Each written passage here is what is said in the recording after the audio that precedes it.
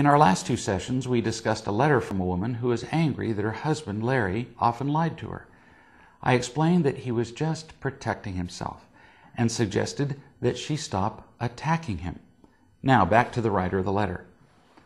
If you stop attacking Larry with your anger, he wouldn't become nearly as empty and afraid around you.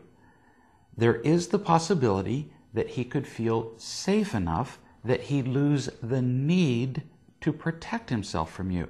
In other words, he wouldn't need to lie. Now, he wouldn't lose that need overnight, but I've seen it happen in many marriages. The real trick is losing your anger, because you get angry, now get this is important, for the same reason he lies. You get angry because you're empty and afraid, because you don't feel loved either. You need to tell the truth about yourself to some people who can love you unconditionally. And one thing you can tell the truth about is your anger. Tell some friends how selfish you've been with your husband.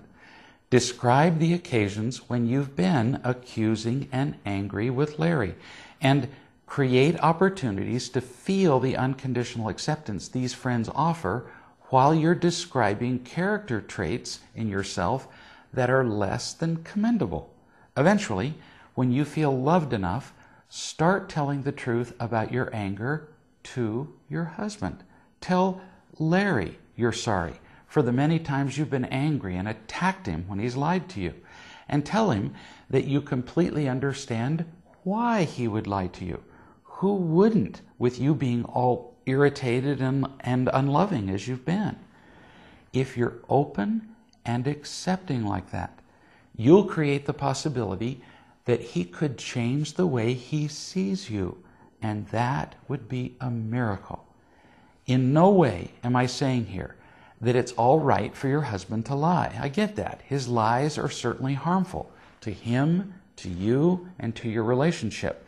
But pointing them out to him in anger, as you've been doing, has only been hurtful to both of you. As you learn to love him, great things become possible. Now, in the meantime, how can you trust him? You have to be wondering that. I've dealt with that question before. People who ask, how can I trust him while he's lying to me? Should you trust that he's being truthful to you when it's very likely that he's not? Of course not. I'm not recommending some superficial course of positive thinking. You can, however, trust that this man, your husband, is doing the best he can while he's empty and afraid. You can trust that he's just protecting himself while he's frightened. When someone is literally drowning in the water, they're not holding back. They're not drowning to inconvenience others. They're doing their best to survive. And they're drowning only because their best isn't good enough.